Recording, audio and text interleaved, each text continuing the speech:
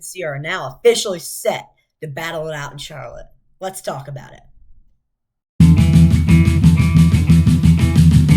We got a lot of grit. We got a lot of hardworking people. Don't ever quit. Don't ever quit. West Virginia Mountaineers, don't ever quit. God bless the Mountaineers, and God bless West Virginia.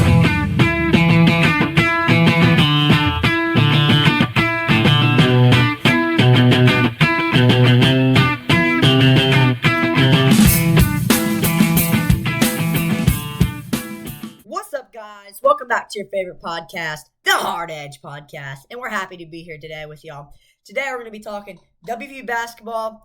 Also, we're going to make our predictions for Coastal Carolina game, the first game of the season, the home opener for WVU, and talk about another something that is very exciting for us. WVU baseball might have a chance to host another regional, so that's very exciting.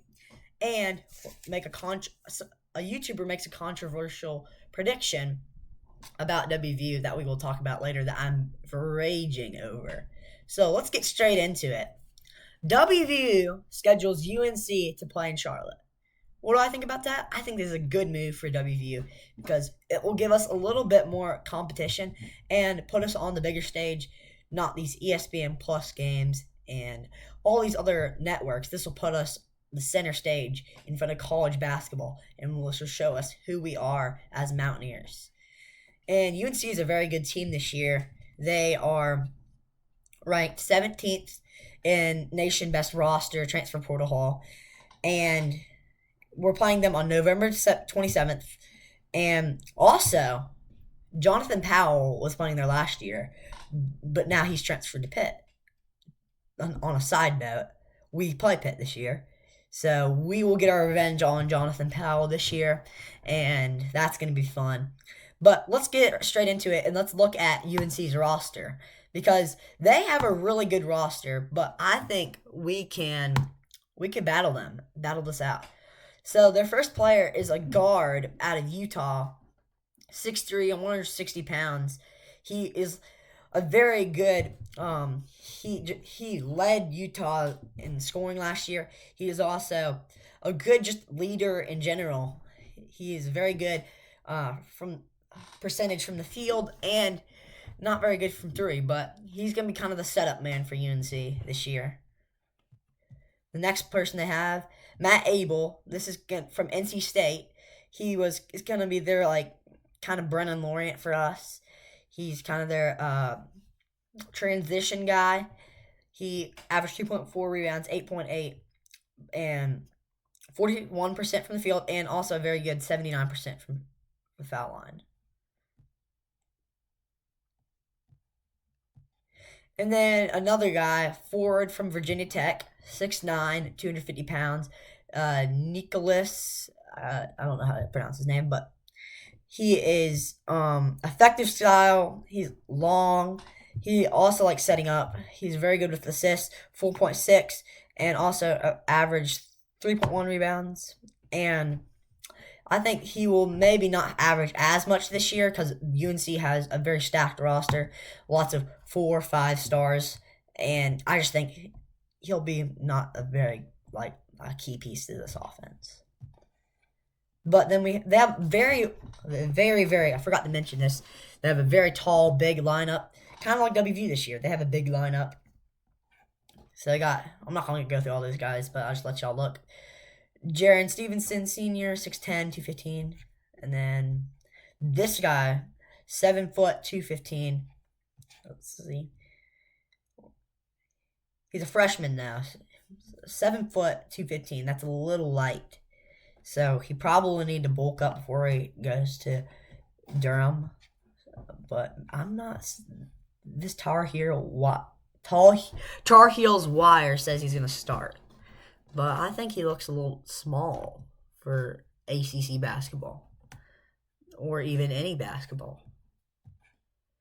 1.5 rebounds. That's not that good. 58%. 2.5 points. And he got height, but doesn't mean he could score. Okay, so sixth man, Maximum Adams, 6'7", 205. He maybe like the DJ Thomas type player that will just be consistent key in a rotation. True starting center. He averaged 7.2 rebounds a game, 16 points. That's really good. So this would be a good key piece for them.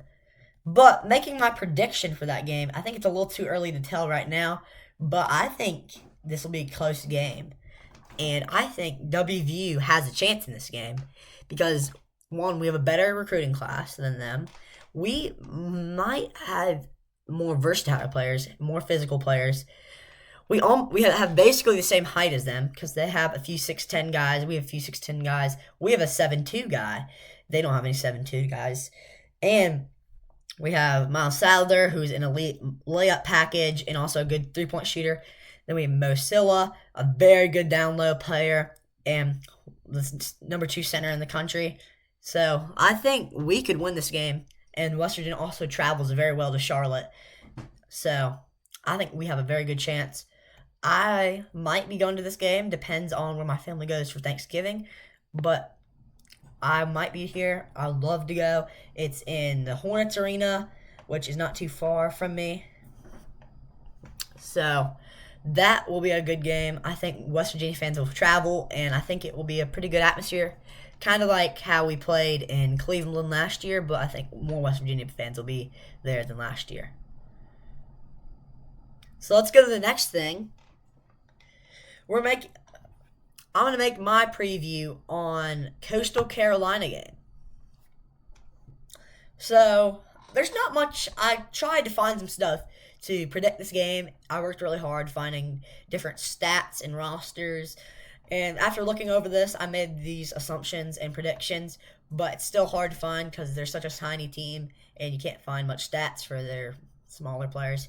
But my score prediction is 42-10 because they have a smaller team. You don't see many bigger players on your team, like more 5'11", 6-foot guys, 6'1", 6'2". No, nothing higher than that. Maybe like 10 guys that are higher than 6'2".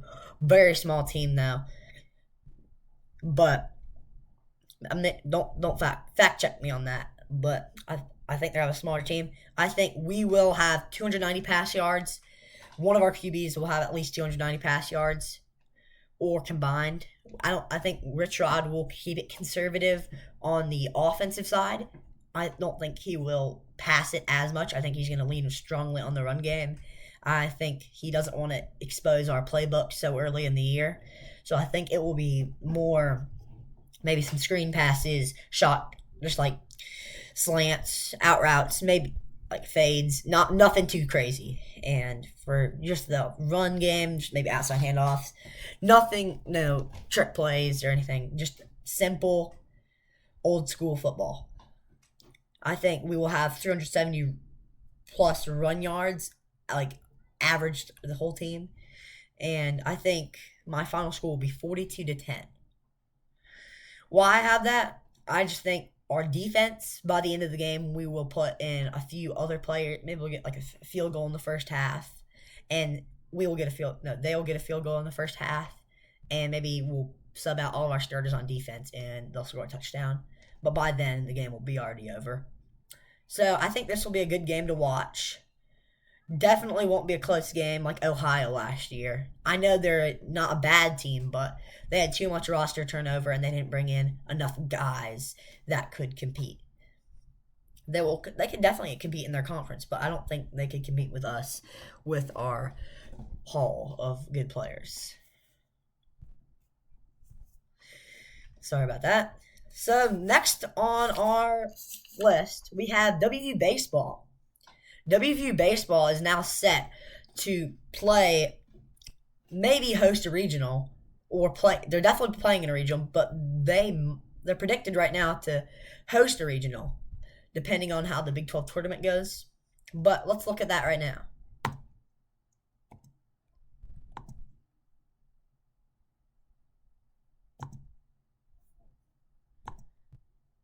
Okay, so we can look at all the regionals before we look. So we have The first regional will be Los Angeles, UCLA, with Miami, Kent State, and San Diego State. That's I think UCLA will. I'm just gonna make my predictions for each of the brackets. So UCLA will win that one easily. Eugene, Oregon, they have pretty good fans, but I'm gonna take Arkansas in this matchup. Atlanta. Let's see. I'm gonna take Georgia Tech. Kansas. I'm gonna take Kansas. Georgia Regional with Jacksonville State and TCU. I think Georgia will win this one because we beat them, but I think Georgia might be a little bit better than us, but I think TCU doesn't have a chance against Georgia. Oregon State Regional, Ole Miss, Niagara, Arizona State. This is a tough one right here. This might be one of the better brackets. Because Arizona State was rolling at the start of the year. Ole Miss has been pretty good, and Oregon State has been pretty consistent also. I think it's either down to either of those three I think could win it. I think Arizona State might have a shot, but no idea with baseball. Auburn Regional, give me Auburn. Morgantown, that's what we're looking at. I'm not gonna make my predictions yet because I have my predictions down here. And we'll come back to that right there, but hopefully West Virginia can win that one.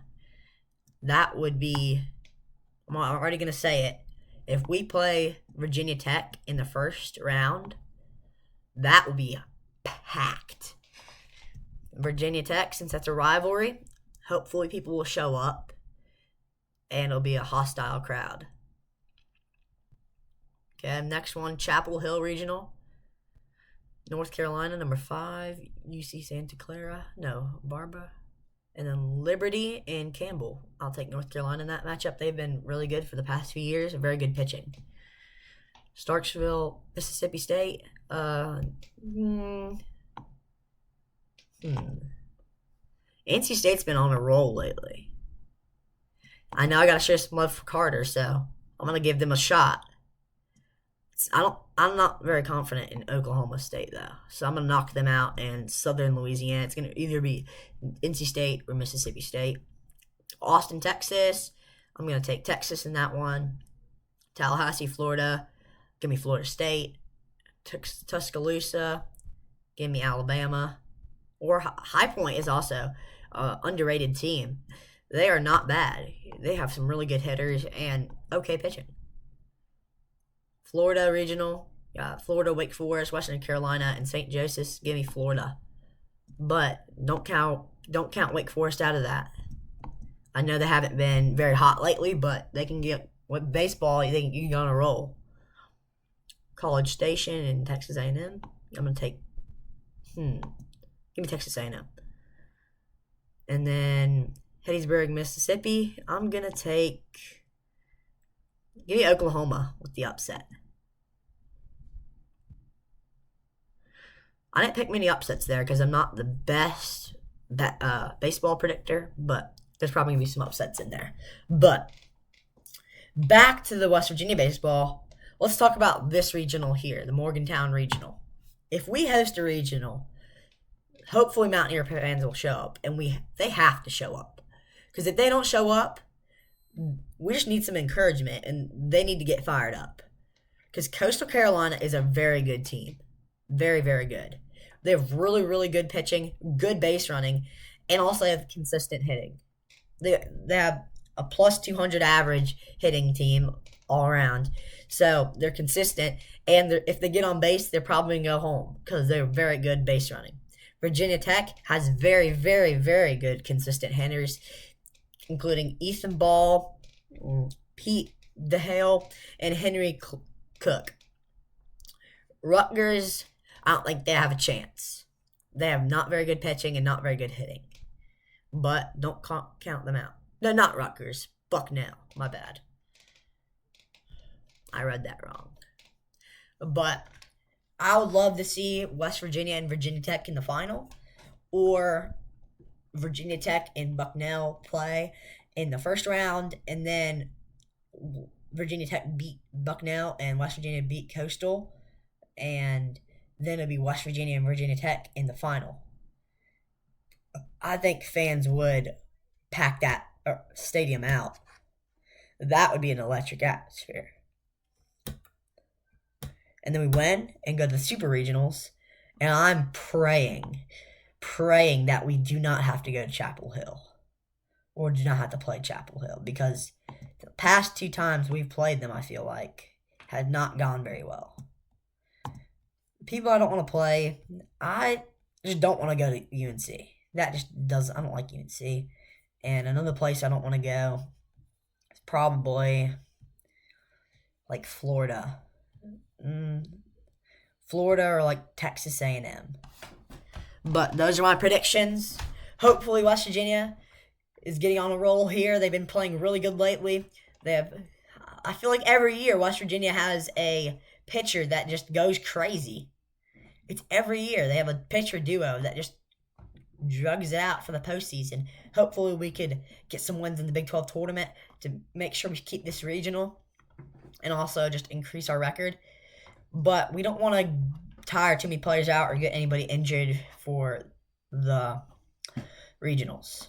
Hopefully we can make it further than the Super Regionals this year. It would be so cool if we got to go to the World Series, and we're probably not going to win it because UCLA is looking like a super team. But it would be fun to at least make it. That would be a cool thing that we've never done before. I don't think we have. But UCLA, they've been number 1 for like the entire season.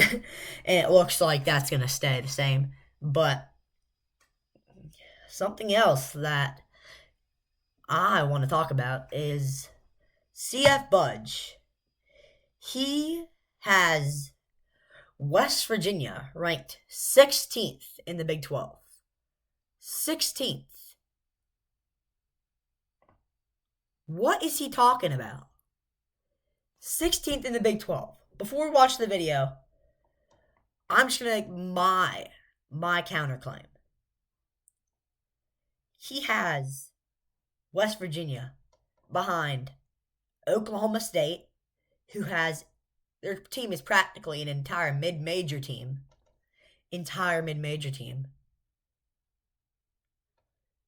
Baylor, who has a very unstable coach and is just he's on the hot seat. Cincinnati, who has lost their star QB and they didn't bring in a good QB. They have okay receivers, but they didn't bring anything in. And Iowa State lost everything and only brought in a few players. Iowa State lost the coach, the QB, the running back, everybody. Whole offensive line. I know it's a tough place to play in Iowa, but you can't just judge off the stadium how good a team's going to be. If Florida State brought in an FCS school to be their team, no, wait, let me make a better assumption. Let me think here. If Texas brought an FCS team to be their team for a year, people would, this guy, ranking off, no, I'm just making an assumption here. He probably wouldn't do this, but if they brought an FCS team, people wouldn't rank them high just because they have a good stadium. They rank off the roster, not the stadium. It's not about the stadium. It's about the roster. This is power rankings he's doing here, not stadium rankings. Because I don't know why he even has them above us. I know it's just one spot, but why? What do they have that we don't? We have a better QB, better running backs, better receivers. They might have a better defense, but I don't even think that. I think we're better than them in every category. And Oklahoma State, I'm still mad about that. But let's just watch the video. For 2026. We'll start at the bottom with West Virginia. I have been fascinated by Rich Rod's approach with the Mountaineers. He's brought in nearly 80 signees across his first 2 recruiting classes. He's also had a ton of portal turnover. They have some exciting players, but it's looking like they're not a team that's going to win a ton of games this year. He doesn't even get an explanation. No explanation. He says, I'm fascinated with Rich Rod, and I like his approach, and we have electric players. But he doesn't give anything other than that. And he says we're not going to win many games this year. If he cuts out that last part, he could be describing Texas. Because he doesn't say anything negative about them in that first sentence. The only thing bad he says is, I don't think they're going to win many games this year. So I don't get why. He didn't even give us an explanation for that. But let's go on to the next one. It's not fair to expect a finished product at Iowa State this year. They're the only power conference program that doesn't return a single starter. They have some exciting portal players, but it's mostly a complete experiment. They're not likely to be very good. Yeah, he said some negative stuff about them, so why are they above us? He says they lost everyone, just like I said, and didn't bring many players in. That's exactly what I said, and West Virginia's still behind them. Okay, let's see what he said about Baylor. Baylor is a different story. They have unstable coach, but at least they brought in DJ Lagway. I think Baylor and Iowa State Baylor should be up a little bit more, but I don't think they're going to be the best team. Just because they brought in a good QB doesn't change everything. You have to have an overall good team. So let's see what he says about them. There's some charm to what Baylor did this offseason. I think they made some nice moves. DJ Lagway's intriguing. The offense could be really great again, but I really just don't think they did enough. It's going to take a crazy turnaround on defense for them to be good this year. I didn't have any gripes about the offseason UCF had. I thought they found some nice portal ads, but again, a heavy lean on the portal. That's going to create some volatility. I do think a lot this season rides on Scott Frost's offense, which he'll be calling the plays for, so his destiny's in his own hands. What does he mean, relied too heavily on the portal? What does he mean by that? It is 2026. You cannot keep all your players. You look all around college football. Each team is losing at least 10 players a year. And he's saying they're relying only too much on the portal. What else are they supposed to do? UCF isn't a Texas-type school. I'm not very high on UCF either, but I just don't like his explanations. He says they are relying too much on the portal. What else are they supposed to do if they lose 30 players? Get some high schoolers? They need experience. And also, high schoolers are also expensive, so there's nothing you could really do. If you want transfer, you got to get some experience out of the transfer portal, and that's expensive also. So there's nothing you really in the middle to do, so I don't know what he expects them to do. Let's see what he says about Kansas. Kansas looks compelling on paper again. They've looked compelling for each of the last 2 years. They've missed a bowl game for each of the last 2 years. There's a lot of pressure on the defense and defensive coordinator DK McDonald. Despite losing some big names via the portal and NFL. Okay, so about Kansas, he doesn't say much, but I also agree. Kansas is at a good spot there. That's one of the predictions he made right. Kansas lost their quarterback and a good receiver. What was his name? Can't remember. 11 McGee or something. But he lost them, and they didn't return much talent. So I agree with him there. Cincinnati. Let's just draft. I think Cincinnati has a lot of substance back for this. The departure of defensive coordinator, the vastly superior. Okay, Houston. So they got number 1 Texas Tech, 2 Houston, 3 BYU, Utah, Arizona State. Well. Look what we got here. Your roster to the rest of the conference, and until further notice, they are the favorites to win the Big 12. What is he talking about? What is this guy talking about? Oklahoma State at 6. Am I crazy or is this crazy to anybody else? I'm mind boggled by this. I didn't even watch the full video. I just looked at these bottom 10. I didn't look up the bottom 9 because I thought it would be the same as what I thought, but this is completely different. Oklahoma State over Kansas State, TCU, and Colorado, and Arizona. I'd flip that completely. Oklahoma State should swap with Colorado. And then Oklahoma State should swap. Arizona should be in that 10 spot. No, Oklahoma State should be in that 11 or 12 or 13 or 14 or 15 or 16 spot. Why the heck are they at 6? We're talking about behind Arizona State who has a huge budget for football this year. And they're also ahead of Kansas State, who has a great quarterback in Avery Johnson. And they also have a very good offense coming in. And we had this mid-major team above all these other Big 12 teams. I'm not hating on this guy, but I just don't know what he's getting this from. I don't know why he loves Oklahoma State so much. And he has... This is just messed up list in general. I think Texas Tech spot's good, but don't know why. Yeah, Houston, Texas Tech, Houston. I think Houston, BYU should be tied. Utah, Arizona State. So that part makes sense, but I don't get why Kansas State and Oklahoma State are up here so high. I think Colorado maybe, because they have that really good QB that we played last year that tore us up. At least we won, but I don't know. This is just confusing me, y'all. So put your thoughts in the comments on his predictions. I had fun just debating with him, kind of. But that just got me mad for a second. I'm so sorry, y'all. But put your thoughts in the comments. Do you agree with him or do you agree with me? Or if you have a different opinion, put it down there too. Thank y'all for watching.